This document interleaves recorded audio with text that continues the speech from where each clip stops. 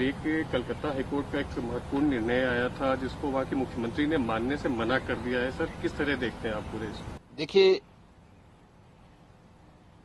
Kolkata high court ने OBC आरक्षण नहीं बल्कि मुस्लिम आरक्षण को लेकर के जो अपना फैसला दिया है वह स्वागत योग्य है। भारत का संविधान धर्म के आधार पर आरक्षण की अनुमति नहीं देता। वेस्ट बंगाल की मुख्यमंत्री टीएमसी की सरकार ने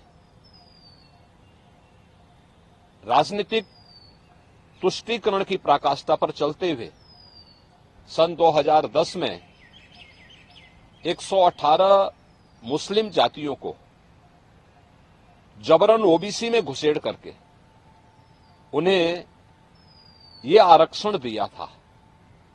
यानी 118 ये जातियां, इसका मतलब ओबीसी का हक जबरदस्ती हड़प रही थी।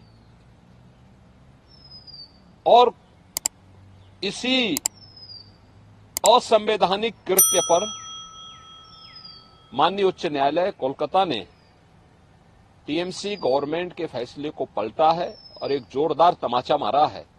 यह कार्य असंवैधानिक था और इसको अनुमति नहीं दी जा सकती है। स्वाभाविक रूप से बाबा साहब भीमराव अंबेडकर ने भी देश के संविधान सभा में इस बात को कहा था, बार बार कहा था। आरक्षण भारत के अंदर अनुसूचित जाति जनजाति के लिए और मंडल कमीशन के बाद ओबीसी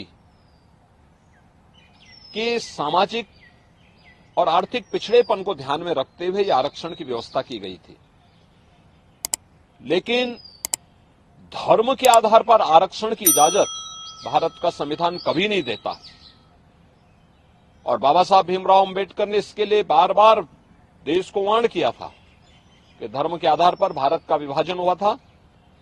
हमें फिर से कोई ऐसी स्थिति नहीं पैदा करनी चाहिए जो उस देश को विभाजन की ओर धकेले। और मुझे लगता है कि यह फैसला एक नजीर बनना चाहिए। यह फैसला जो कर्नाटक के अंदर कांग्रेस की सरकार ने ओबीसी के अधिकार पर इसी प्रकार की सेंधमारी करते हुए मुसलमानों को आरक्षण देने का काम किया है, और कांग्रेस की सरकार ने आंध्र प्रदेश के अंदर भी इस प्रकार की जो शरारत की थी, इसका जोरदार जवाब दिए जाने की आवश्यकता है।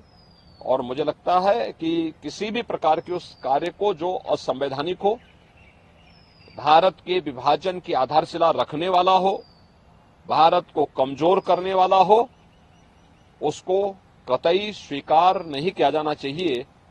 देश की कीमत पर राजनीति की जो नीति चल रही है, खासतौर पर कांग्रेस और इंडी गठबंधन से जुड़े हुए दलों में जो होड़ लगी है, इस होड़ को पूरी तरह खारिज किया जाना चाहिए और इसको बेनकाब किया जाना चाहिए।